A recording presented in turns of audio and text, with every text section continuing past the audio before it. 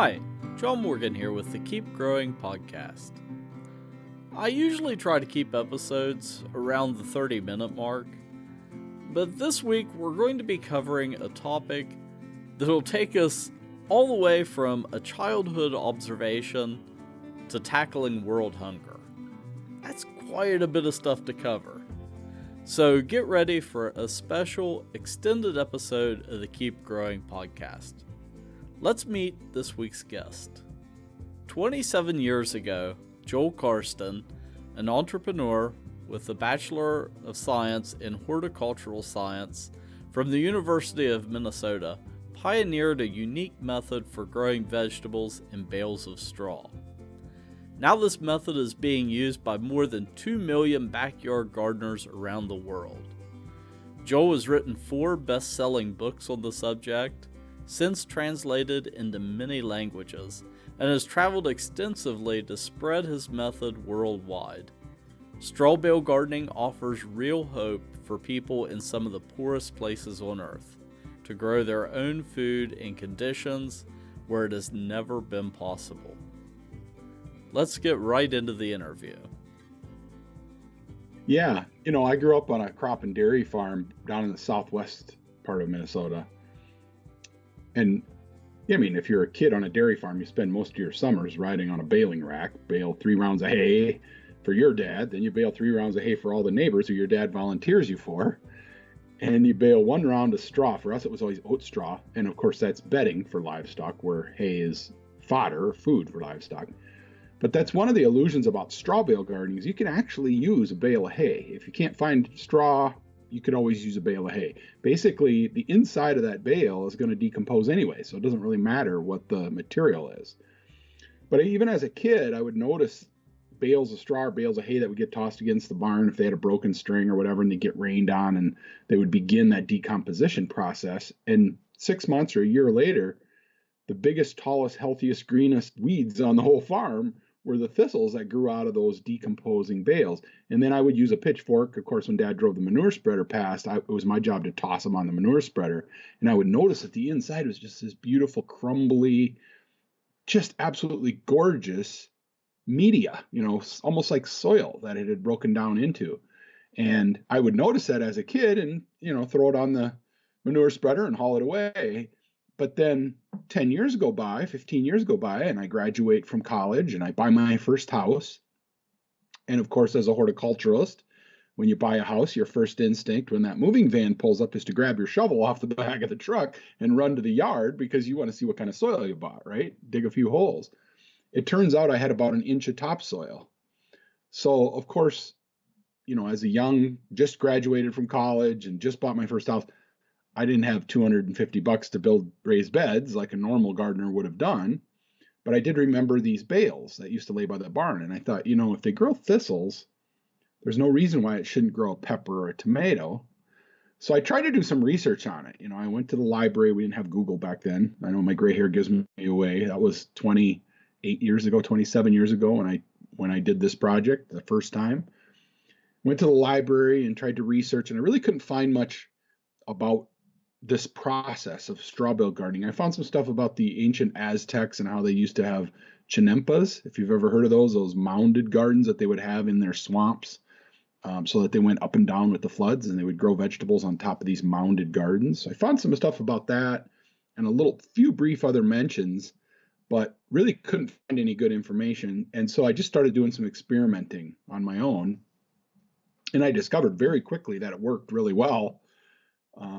But then for the first 14 years, that's the funny part, John, is that was about as far as it went. It was a few friends and neighbors and some colleagues and, people nearby that were interested in it.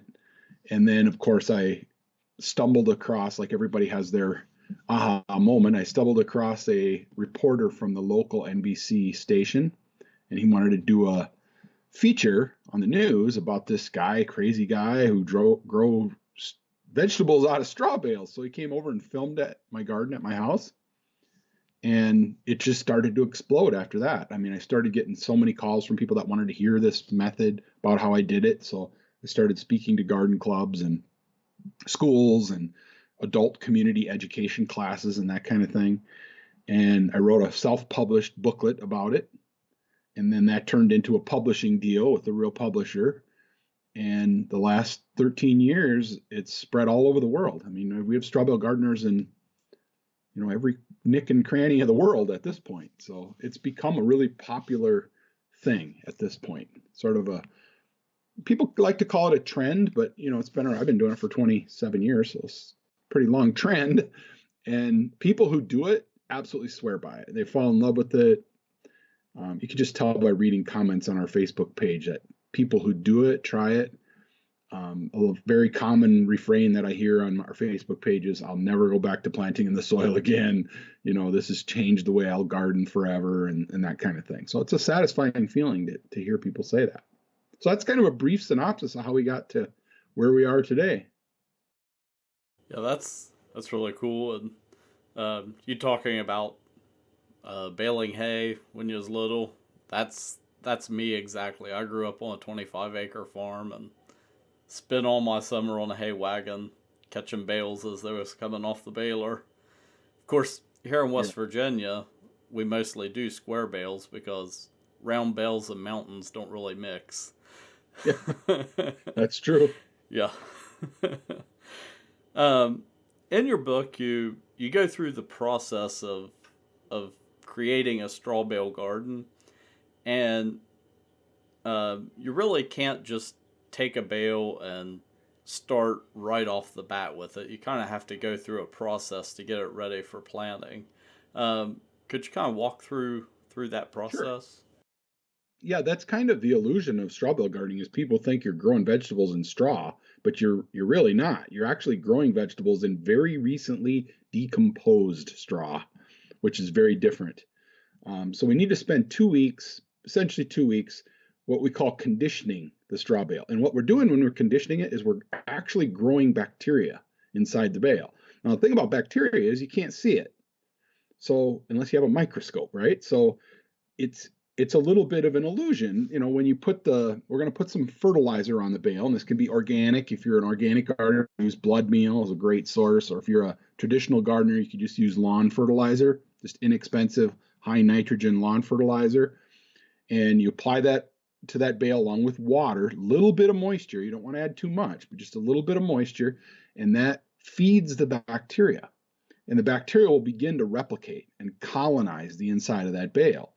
And I always tell people that, especially for us northerners up here, one of the biggest benefits of the straw bale garden is the development of this bacteria generates heat.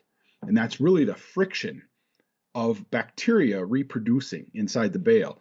When bacteria reproduce, they look like a long worm under a microscope, and then they split in half in the middle. They sort of pinch in the middle, and then they vibrate before they separate apart. And it's during that vibration it causes friction, and that friction generates heat inside the bales. This is what causes your compost pile to heat up, and whenever you have any organic material that's rotting and it gets hot inside, this is what causes it, is friction from vibrating bacteria.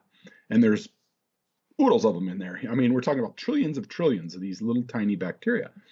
And so they colonize the inside of this bale during this 2-week conditioning period, and then they begin to metabolize or break down that straw. So they take what last year was a stalk of oats or wheat straw, and they break that stalk of straw down into cells, and then those cells down into the compounds, and the compounds down into molecules. And now we have free charged molecules of things that people would recognize, nitrogen, phosphorus, potassium, molybdenum, zinc, calcium, iron, manganese, all of the micro and macronutrients that a plant needs to absorb through its roots in order to grow. And those become free ions floating around inside of this bale. It doesn't look like soil when you're ready to plant, but if you studied the biology of what's happening inside that bale, it has the same characteristics as soil.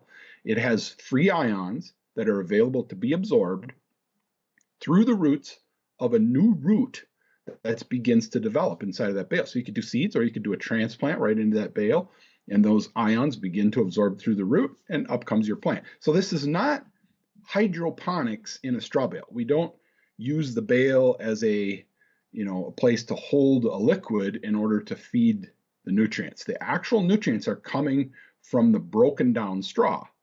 It took a variety of nutrients to grow that wheat plant or that oats plant, that those nutrients were absorbed from the soil of whoever grew that oats or wheat bale. So those nutrient molecules are still there. They're just trapped inside the stem and the stalk and the leaf and whatever. So all we're doing is reversing that growth process with Mother Nature's toolkit, mainly bacteria, and then there's insects and worms and fungi and mold that all work together to break these cells back down into molecules, and then the same molecules that last year were inside of a wheat plant this year are inside of your tomato plant. The same molecules. So it's really magic of Mother Nature, and there's a lot of biology that happens in this process. And it's, because it's so small and it's very difficult sometimes for people to understand. If they remember back to their third grade, plant biology class, they probably would remember some of this stuff. Osmosis, as these charged ions and cations get absorbed through the roots of the plant. We studied all that in school, but a lot of us forgot about it. And it really is a great demonstration of what happens inside of these bales of straw. When you talk about planting the bales, once they're conditioned, can you kind of go through that process? I know Sure. the first thing is kind of the orientation of the bale. Does it go strings up or strings on the side, or? Yeah, well, that's kind of I like to put them so that the cut side of the bale is facing up. And John, you've been on a baling rack as a kid, so you know Mm. how important it is to keep that cut side away from your legs when you're stacking bales, because it pokes you in the legs. Sometimes for city kids, they don't realize that there's a cut side and a folded side on that bale. So I just like to keep the cut side facing up. And if you look carefully, everybody can recognize that there's one side of the bale that looks like all the straws have been cut off, and the other side that all the straws have been folded over. And keep the cut side up. It allows water to enter easier from that end and the fertilizer to get worked down in there easier. But this is really not a deal breaker. Okay. Ideally, we want the strings not touching the ground, because especially if they're hemp or natural fiber, they'll begin to decompose. They're natural material. So you don't want the strings to break is the important part, because you need the compression on that bale. You need that squeezing action, because that helps accelerate this decomposition process. So we don't want to lose that compression, and therefore we try to keep the strings, so they're not touching the ground and rotting. And also, when you go to plant in the top of that bale, you might be using a sharp, a trowel or something to help make a hole in the bale, and I don't want you to cut the strings. Other than that, it's really kind of 6 of one, half a dozen of the other. It really isn't essential to this process which way the bale is oriented. I've seen them be successful. No matter how people place them, they will work, but it just makes life a little easier if you get the cut side facing up. And then you can do either transplants once you're prepared. So, if you buy pre-started vegetables in flats or in what we call bedding plants, those work great. You just kind of squish a hole into the bale and stick the roots down in there. And it kind of helps sometimes to put a handful of potting mix around the roots. You don't want to use a shovel of soil from your garden, because that's going to have weed seeds in it. One of the biggest advantages of the straw bale garden method is you don't have weeds in a vegetable garden, so you don't have to pull weeds. So we don't want to start introducing soil from our garden on top of the bales. I tell people, then you're just soil gardening 18 inches up in the air, 20 inches up in the air. You want to avoid traditional soil. Just get a bag of potting mix from your store, and they can use a couple handfuls of it after they've transplanted. Just kind of pack in the roots to keep the roots from being exposed to the air. It kind of holds moisture around it, but the roots will grow very rapidly down into that straw bale. So and then if they're going to do seeds, if they're going to plant tiny seeds for plants that they normally would plant seeds in their traditional garden, then you need to make a little seed bed on top of the bales. And that's all that is potting mix. Just need an inch or so, maybe 3/4 or an inch and a half of traditional potting, germination mix or potting mix or whatever you have available in the store. Usually it's got a lot of peat moss in it typically. And then they pack that down. I just use a chunk of board, works well, and kind of pack it down really well in the straw, and then dibble some little holes and put their seeds in there. Or if you're seeding something really fine like carrots, just kind of sprinkle it over the top, and you're going to come back later and thin those out anyway. It's hard to get just the right number of carrot seeds on a surface that you're planting. So Usually I come back with a sharp pointed scissors after a couple weeks and snip off the ones that I don't want. And that thins them out a little bit and makes it nicer. But bigger seeds like peas and beans, you can actually probably get by without the potting mix. You just kind of poke it, 2 knuckles deep into the bale, and 3 days later they're already sprouting out. The seeds are big enough that they'll hold their position down inside of the straw bale. But the little tiny, anything with a fine seed, you're going to want a little seed bed. Just holds moisture around them. It keeps the seed in position and gives you a more higher percentage of germination. Just like in a traditional garden, when those little seeds come up and your little peas are just poking out, that's the time when the rabbits love to come to the garden, and they'll jump up on a straw bale just like they will in a traditional garden, and they'll eat, when they're real tiny and they're just poking their heads up, they can eat 50 of those little seeds without any trouble at all. So you got to look out for livestock in the garden, just like you do in a traditional garden when those seeds are first emerging. But after that, a couple weeks later, they might come and eat something out of your garden, but at least they can't eat 50 of your seeds that have just poked their heads up. For me, I prevent rabbits. I use upside down plastic forks, stick those in the top of the bale, kind of around the edges especially, and they'll jump up because they can't see where they're going to land, and it'll poke them, and then they jump off, and you only need them there for about 2 weeks, and the rabbits train themselves not to go up on top of the bales. So that works good for cats too. I've had people that have cats that like to go up on top because there's that soft potting mix on top of the bales. So a couple plastic forks, and then just keep a box of them in your garden shed, and you can use them every spring for garden protection from rabbits and cats, neighbor cats or whatever. So. One of the really interesting aspects of straw bale gardening that I like is the aspect of watering. So could you talk a little bit about some different watering setups and options that you could do? Yeah, most people when they start out, they end up either watering by hand, which is certainly acceptable, but you have to be very diligent because, a couple of hot days in the sun and any garden will dry out. And in a straw bale garden's, similar to other gardens. Now, a dry bale of straw, if you weigh it and then you get it nice and saturated and soaked and weigh it again, that'll tell you how much water is held inside of that bale because you can go by the weight of water and do the math. And a typical bale of straw, a typical size dry bale of straw will hold about right around 5 to 7 gallons of water inside that bale when it's totally saturated. So a bale will hold on to water pretty well once it's good and soaked. But once it's completely saturated, John, it won't hold another drop. And that's the good thing about straw bales is if you get too much rain, if you get a 7-inch overnight rainfall, your soil gardens might be flooded everywhere. Where as long as the bales are not completely underwater, the bales will survive just fine. I have a bunch of people in the Holland region of the Netherlands where they have this problem. Every spring they get heavy rains and even not so heavy rains, but Holland, if you know anything about that region of the Netherlands, is so flat that if you get an 8-inch rainfall, it literally goes 80 miles in every direction. And so if you've got a vegetable garden planted in the soil, you have to have a dike system around it and pumps and all this kind of stuff.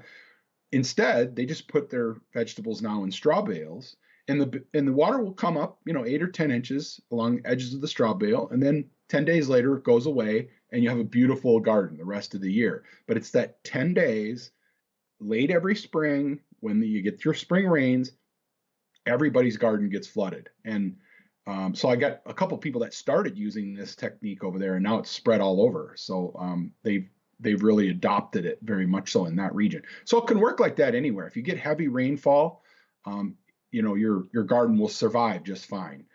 Now, for watering, most people start with a soaker hose. If they're not hand watering, they'll use a soaker hose, and that's a good way to do it. But get in your mind that you're going to have to replace that soaker hose pretty much every year. And if you're using well water or, water that you're pumping out of the ground, it's not being filtered, it might have some iron or calcium deposits in it, and that's going to plug up those soaker hoses pretty easily. And so it's kind of a constant battle. If you're using a soaker hose, you got to flush it out every couple weeks to make sure it doesn't get plugged up. And then I like to put that on a hose end timer that you can program, and it'll set it to go off, twice a week. Early in the spring and in the fall, you probably only need once a week or twice a week. And just run it long enough that each bale gets 1 gallon. That's really all you want. Very often, what I've discovered is new straw bale gardeners, the biggest mistake they make is they overwater. And that's a very common mistake. And the reason they overwater is because they have read in the book where it says you can't flood the straw bale gardens, so I'll just water for an hour. Well, what does happen if you overwater is the water will run out the bale, but it will carry out with it some of the nutrients and the little fine soil particles that are beginning to develop inside of that bale.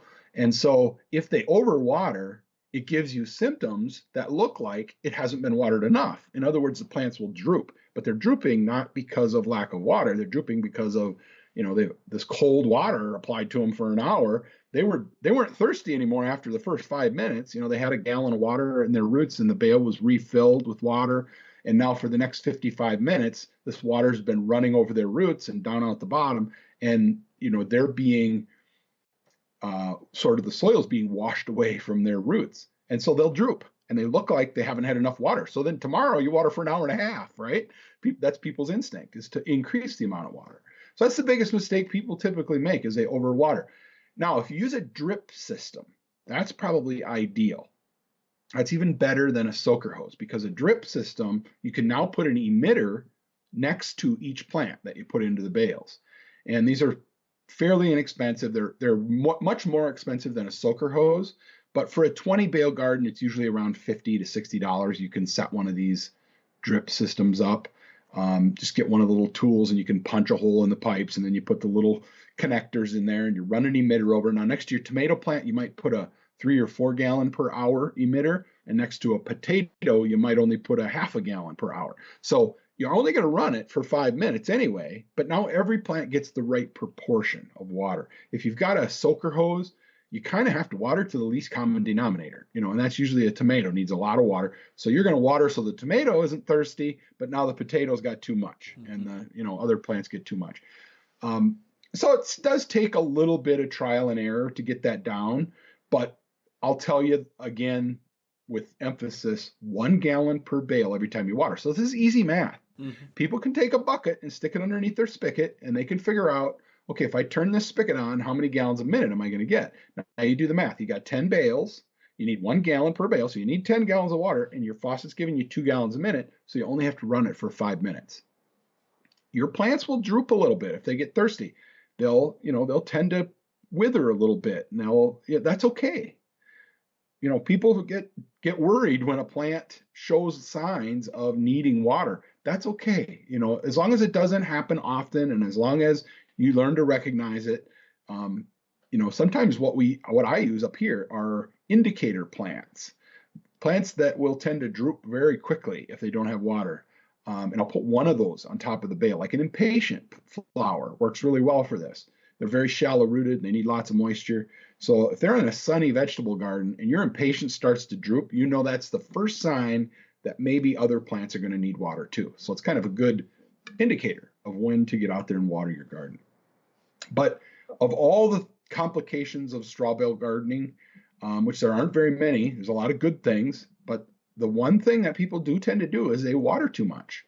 And I know that it doesn't, because I write in the book that you can't overwater a straw bale garden. Of course, now everybody says, well, now you're telling us we water too much. But you got to understand that there's a difference here. What I'm trying to say when I say you can't flood a straw bale garden is, if you do have a flooding rain, or you accidentally left your soaker hose run overnight all night one night, and you put way too much water on the garden, it's not going to die. If you did that in a traditional garden, you went out the next morning, you might have literally, standing water in your garden, and you've got, dead vegetable plants everywhere. That's not going to happen in a straw bale garden. But you can overwater. If you water too much, it's gonna hurt your garden. So yeah, I've been there with a traditional garden and overwatering with a soaker hose. So yeah, that was, everybody's done that, I think, John. Left it on overnight, forgot all about it. Yeah, we had a drought one year, and I thought, oh, I'll put in soaker hoses. It'll be great. And yep. You wake up at 2:30 in the morning, you startle awake, and you say, "Oh my God, I forgot those hoses were on." Run out there in your pajamas to shut the hoses off. Yeah. Yep. During the gardening season, aside from watering, what are some other care tips that you would have for straw bale gardening? Besides the overwatering, but a little bit of maintenance fertilizing is not a bad thing, especially if you have gotten a lot of rain. Very often that will leach out some of your nitrogen. Yeah. So that's sometimes not a bad idea to add a little bit of nitrogen here and there. There's no weeds to pull, which is a wonderful thing. I like to encourage people to build a trellis above the bales, and I show you how to do that in my a very simple way. There's several ways to do it, but building a pretty simple trellis. And then part of the maintenance process is out there and making sure that the vines are climbing up that trellis. So try to keep your tomato vines, weaved in and out of that trellis. And I like to tie my potato vines up on that trellis. Your peas and beans, of course, will climb up there naturally. My squash vines, I get those to climb up on that trellis to get that foliage up in the air and off of the ground. That really does change the culture of your vegetable garden. What I mean by that is, if you have vines that are spread all over the ground around your vegetable garden, if you're a squash grower and a cucumber grower, that's typically up here. What people did is they just let the vines run across the ground. They might try to figure out some way to get the vines up, but usually they end up on the ground. And then, of course, moisture accumulates around those vines, and that's a perfect growing environment for diseases and insects to flourish on those crops. If you get those vines up in the air on that trellis, now you get really good air circulation around those vines. And with that air circulation, the leaves tend to stay drier. The foliage tends to stay drier, which is a much better culture for a vegetable garden. And then if you do see insect problems, if your vines are on the ground in a great big vine field, you're probably not going to get down on your hands and knees and crawl around in your squash vines every day to see if there are insect problems. But if those vines are hanging up on a trellis and you walk through that garden, those vines are going to be brushing your shoulder as you walk through the garden. And you're going to see any insects that have come to your garden and started to accumulate. And then you can act quickly, usually with a more mild insecticide without having to turn into anything too strong. You can go get some insecticidal soap or neem oil, and you can get really thorough coverage by walking along one side of the trellis, and then you go to the other side of the trellis. And you can literally get 100% of that foliage covered with that insecticidal soap so that you get contact with the insects or contact the disease problems that you're trying to treat. If those vines are on the ground, you're going to spray those vines, but you're only going to get the tops of the leaves, and those insects can hide out underneath. And then as soon as it dries out, they come back up on the surface. So you have to get those milder insecticides usually have to contact the insect to have an effect.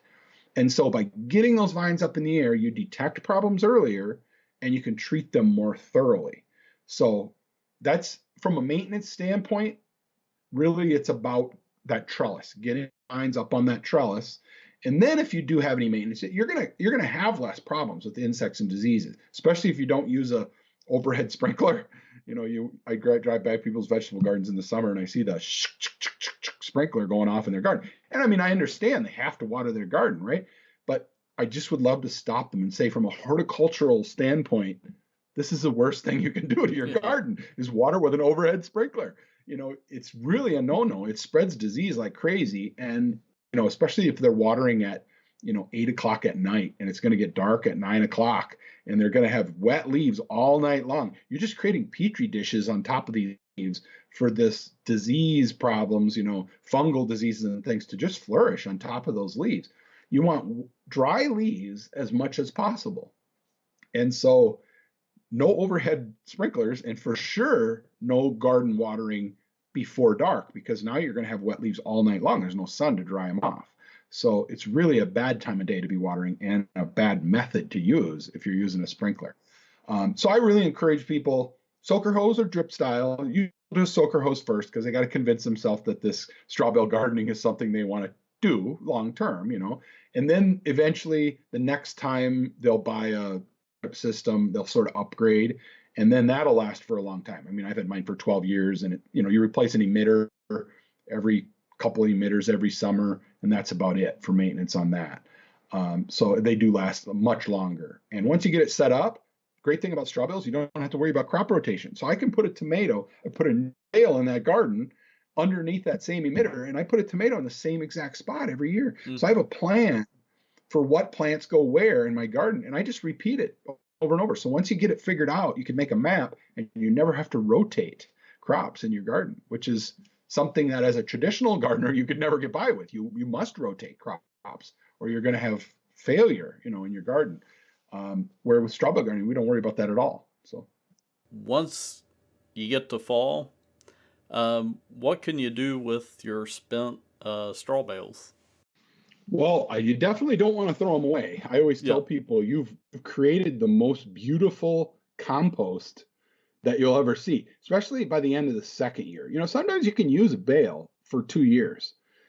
It might take some reconnoitering, which is, I say, where you take 2 or 3 bales and you kind of squeeze them together, and then you maybe put some chicken wire around them, works really well. And then what I like to do is overlap the ends of the chicken wire and then staple that onto a 2x2 and then twist the 2x2, and it sort of pinches, it gathers up this chicken wire and squeezes that bunch of straw together. And your bales will end up round at that point, but who cares? They work really well the second year for root crops, for planting potatoes and carrots and beets, because that straw is not going to heat up again the second year. The first year it gets really hot. The tomatoes and the cucumbers and the squash, they love that. They love warm feet.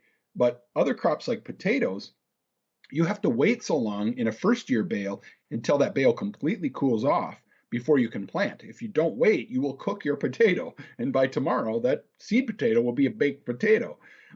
So you need to wait for it to really cool off. Well, if you're using second year bales, now you don't need to worry about that. You just plant those potatoes real early in the spring, all the way to the bottom of that round, quote unquote, bale, sort of a squeezed together group of 3 bales. Plant those potatoes way down at the bottom and leave the hole open, and it'll climb 13, 14, 15 inches all the way to the surface and then creates its vine. But now you've got this long stem from where the root is, and it creates chits all the way up, and you'll get a bunch of potatoes. I mean, each bale will give you close to a bushel of potatoes.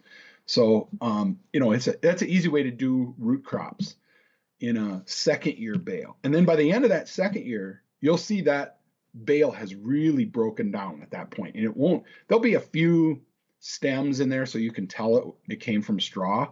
But if you dig your hands down into those bales, it really has melted down and just made this beautiful compost. Now, I get people on our Facebook page that will use them a third year. And now they'll put them into some kind of a trough that they build out of, recycled pallets. They'll cut the pallets in half and they make a little, almost like a bin that they put them in, a long row. And they'll toss them in that and they use them again. And then they put a fresh bale on top of that or more straw on top of it the next year. But when this stuff gets broken down, I'm telling you, it makes the most beautiful, even like germination mix. I was reading in some old horticulture books from the 1930s, and this was before they had greenhouse supply companies, like we buy stuff from now. You call your greenhouse supply company and you order germination mix, right? Well, in the old days, when they first built greenhouses and they didn't have greenhouse suppliers, they would make their own germination mix. And one of the ways they did that was by rotting straw, because after 2 years or so of composting straw, pure straw or grass, it makes the most beautiful compost, and it's nice and clean. So there's not a lot of weed seeds in it. And anything that is a weed seed has already sprouted after 3 years because it's just such a beautiful broken down compost. And then you use that to fill make your seeds, start your seeds, to fill whatever containers it is that you're growing in. And in the old days, they made those out of paper, of course. All the seed trays were made out of paper. But, just fascinating to see how they used straw back then.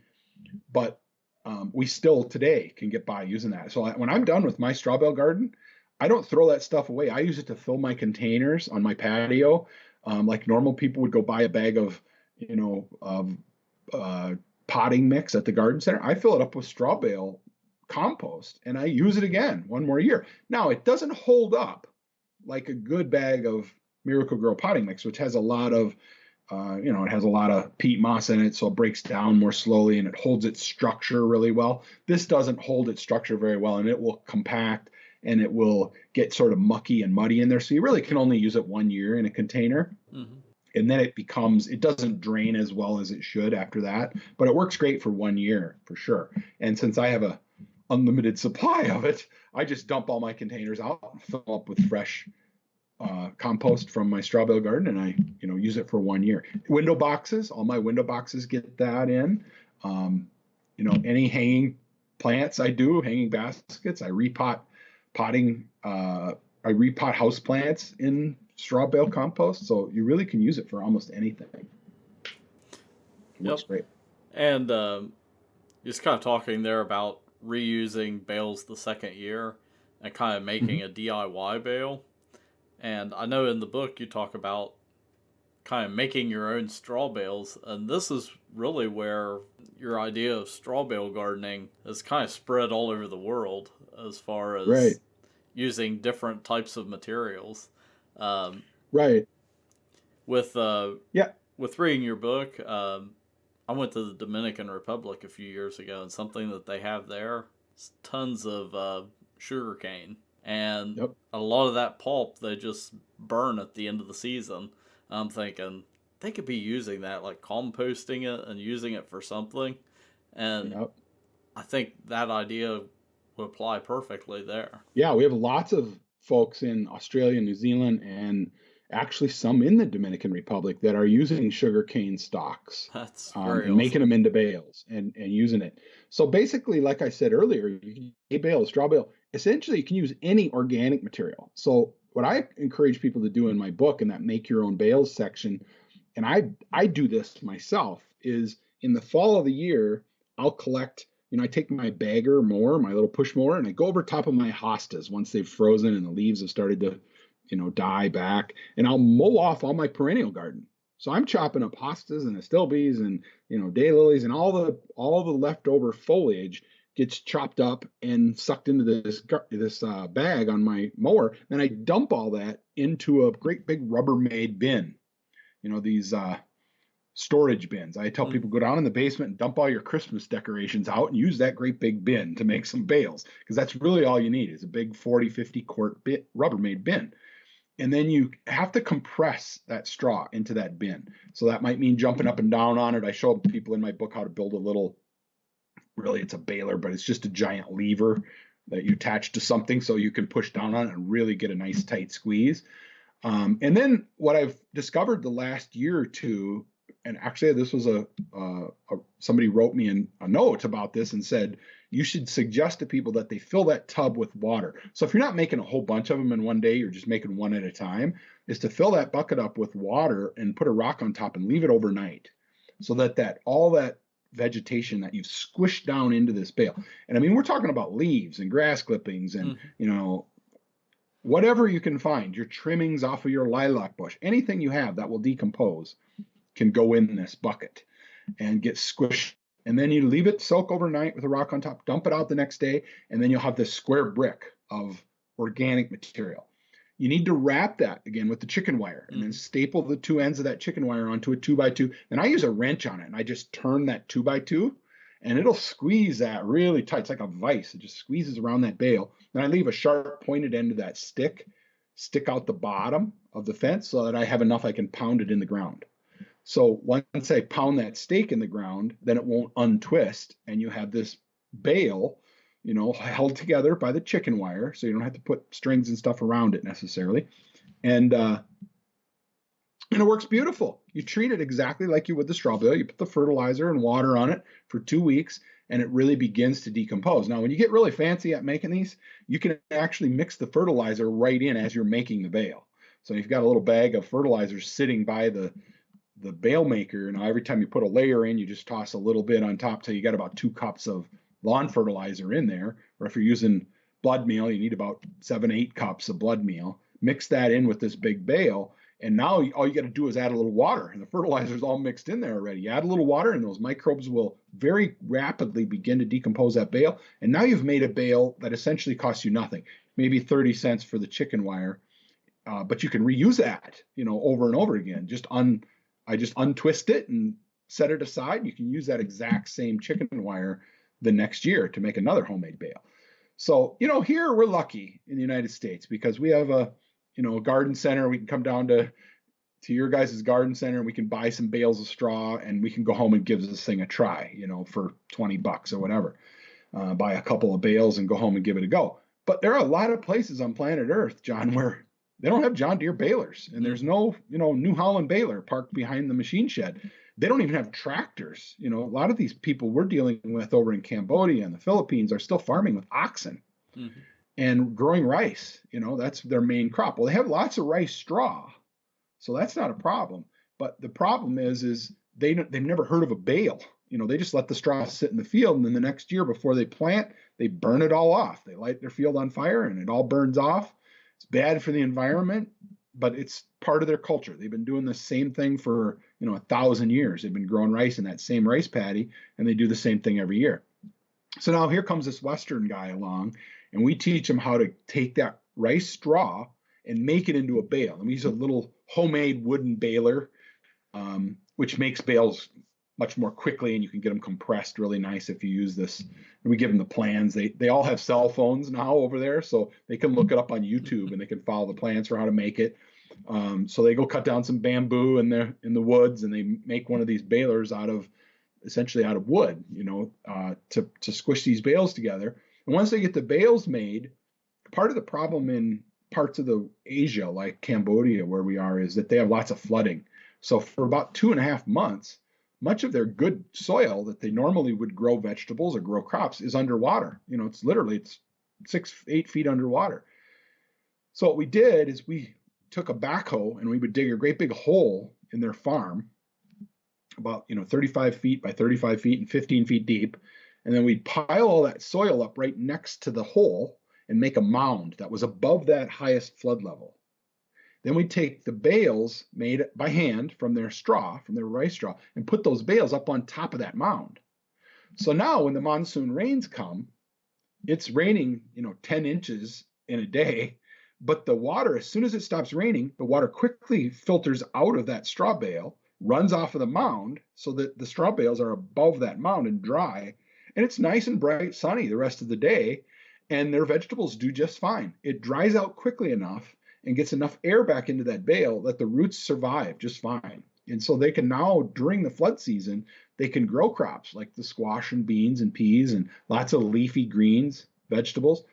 So, there's a huge problem with rural Cambodians, and they're some of the most malnourished people, farmers and their children, most malnourished people on earth, because they're so far from cities that they can't get food aid. They're in very remote locations. And when there's floods everywhere, how do you get food aid to these remote locations? So these people for 5 months live off of nothing but rice, which they have stored, but that's not healthy at all for 5 months. And their kids begin to show signs of malnourishment by the time this 5 months is over and things dry. Now, when the floods go away, then guess what happens? It gets dry as a bone, and there's droughts. So they don't have access to pumps and wells like we do. And so they can't water their crops, and it's 110 degrees in the shade every day.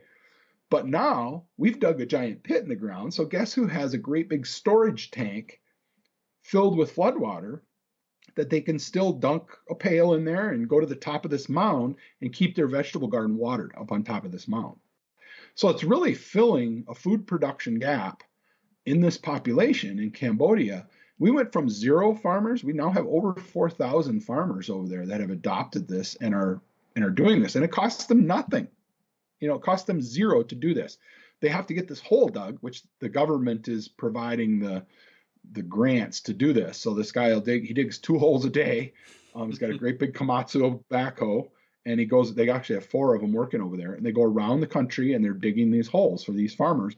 And it's like making them a sustainable operation that they don't have to rely on a third party or other countries to provide them with food. Mm-hmm. Which is a very important thing. I don't want to talk about politics on a gardening show, but until you can feed yourself as a population, you are never going to be free from your government. Your government will always control you much more easily by controlling your food supply than they can with weapons. We're seeing that right now in Venezuela. The same thing is happening. When your government controls your food, they control you. There's no way to be free until you can figure out how to grow and provide yourself some type of food. And so this is a great thing, not only for them to be able to fill that food gap for that 5 months, but to really bring them for the first time true democracy to countries like Cambodia. So to me, it's a lifelong passion. And I never dreamed that straw bale gardening would become what it's become. And I certainly never dreamed that this would begin having an impact on world hunger. Yeah. But I just did a TED talk about this, actually. If you're familiar with TEDx talks, if anybody's familiar out there that listens to your show, they can go on YouTube and they can look for TEDx and then Google straw bale gardening or search for straw bale gardening on YouTube, and they can watch my TEDx talk where I talk more about this and our project in the Philippines. And we have projects actually in a whole bunch of countries around the world at this point where straw bale gardening is really having an impact on providing food for these people who can't feed themselves. They don't own any land. They don't own any tools. They don't have access to much water. Their water is difficult to get and they don't have a lot of it. So with straw bale gardening, you don't need land. You don't need any tools. They can get the straw bales for free, essentially. They gather up grass and leaves and rice straw and they make these bales and they put them right outside their house. And their starter fertilizer, they use urine, human urine, 12% nitrogen. So they use urine on these bales, and they need about 6 liters or so over 10 days, which is a lot. And but that gets that bacteria fed inside the bales and will grow, and it starts to decompose and become soil. It's not going to hurt your plants at all. Your plants aren't going to have urine in them. It's all chemistry. It all dissolves, and that's providing them, within 60 days of when we teach them how to do this, they're already harvesting lettuce for the first time that they've grown themselves, and cucumbers a short time later, and they love squash, all kinds of different squash, and they love this plant called bitter gourd, which they all go nuts over there. So now you teach one poor person in a poor neighborhood how to do this, and it spreads like wildfire because their neighbors see that they can do this also. So they learn from each other, and the method just sort of passes along. So we hope in 5 or 10 years that this could really become something that even people in urban environments in the city could be doing this and providing food for their own family right off their back porch.